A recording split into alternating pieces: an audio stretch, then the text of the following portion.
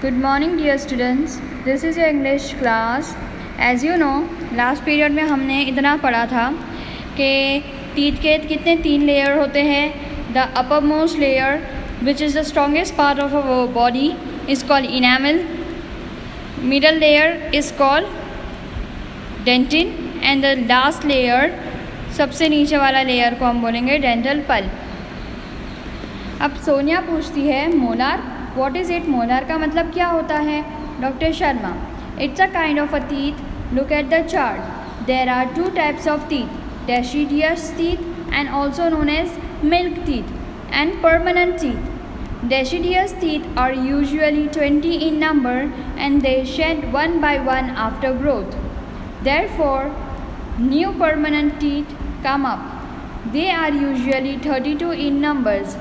तो डॉक्टर शर्मा बताते हैं पूरे दांत का चार्ट. एक हमारे 2 तरीके के दांत होते हैं, एक मिल्क टीथ और एक परमानेंट टीथ. अब मिल्क टीथ क्या होता है? वो दूध के दांत होते हैं बच्चों को.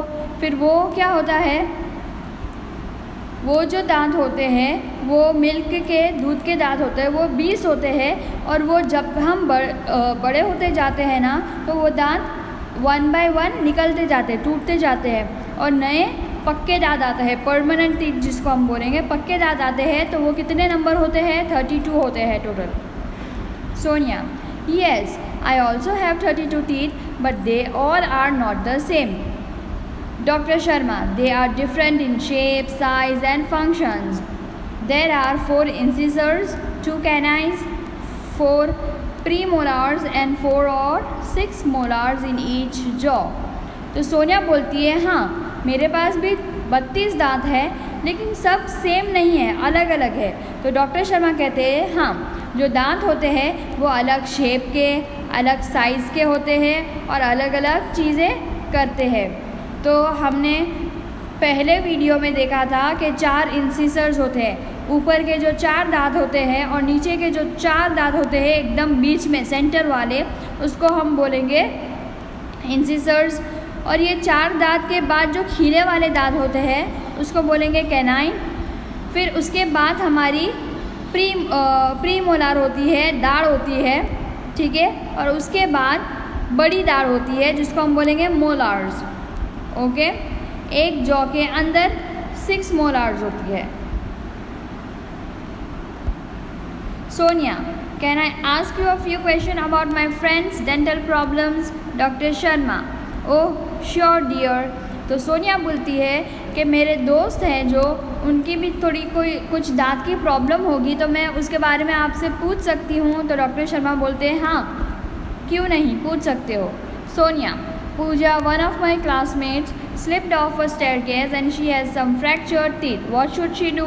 तो सोनिया बोलती है पूजा जो मेरी क्लासमेट है वो सीढ़ियों से गिर गई है और उसके जो दांत है वो फ्रैक्चर हो गए, उसको क्या करना चाहिए?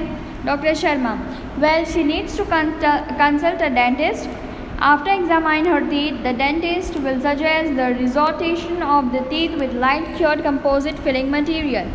तो डॉक्टर शर्मा कहते हैं कि उसे अब डेंटिस्ट के पास जाना पड़ेगा और उसके जब टीथ वो देख लेंगे तो डेंटिस्ट क्या सजेस्ट करेंगे, उसको क्या बताएंगे कि उसके जो दांत फ्रैक्चर हो गए, जहाँ पे खाली जगह हो गई है, वहाँ पे वो कंपोजिट फिलिंग मटेरियल, जो वाइट सीमेंट जैसा मटेरियल आता है, वो भर दे. Sonia, okay, I have another friend name धारा.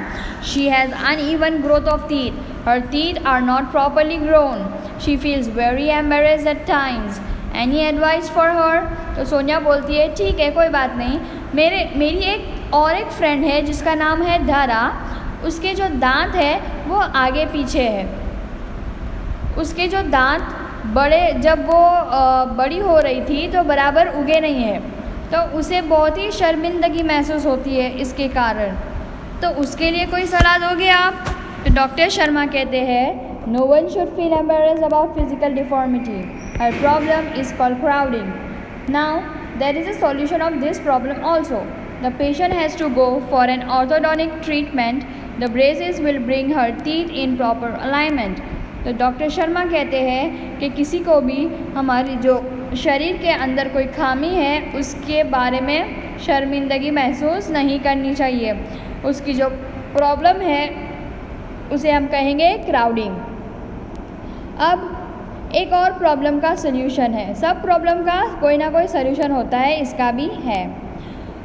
द पेशेंट, जो पेशेंट है उसको क्या करवाना पड़ेगा? Orthodontic treatment. हाँ, ऑर्थोडोंटिक ट्रीटमेंट करवानी पड़ेगी। उसमें क्या होगा? उसके जो दांत है उस पर ब्रेसेस लगेंगे। अब ब्रेसेस का मतलब क्या होता है? जो तार लगते हैं ना दांत पर, दांत को सीधा करने के लिए, उसको इंग्लिश में हम कहेंगे ब्रेसेस। तो वो ब्रेसेस लगने के कारण उसके जो दांत है वो प्रॉपर अलाइनमेंट मतलब एक लाइन में आ जाएंगे। Sonia, should I ask her to see you? Doctor Sharma, no, she will have to consult an orthodontist. तो सोनिया बोलती है क्या मैं उसे कहूँ कि वो आपसे मिले? तो डॉक्टर शर्मा बोलते हैं नहीं, उसे मेरे पास नहीं ऑर्थोडोंटिस्ट के पास जाना पड़ेगा। अब ऑर्थोडोंटिस्ट कौन होता है? जो दांत की, वो भी डेंटिस्ट ही होता है, लेकिन वो हड्डियों का, मुंह की हड्डियों का डॉक्टर, दांत की हड्डियों का डॉक्टर होता है। Sonia, thank you very much for your valuable suggestions. Indeed, dental science has advanced a lot. I will ask her to consult an orthodontist. तो सोनिया बोलती है कि आपने जो मुझे सजेशन दिया उसके लिए बहुत ही शुक्रिया।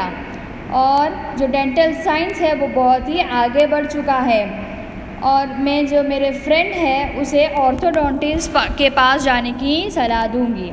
तो ये था आपका यूनिट नंबर 2, डेंटल हेल्थ।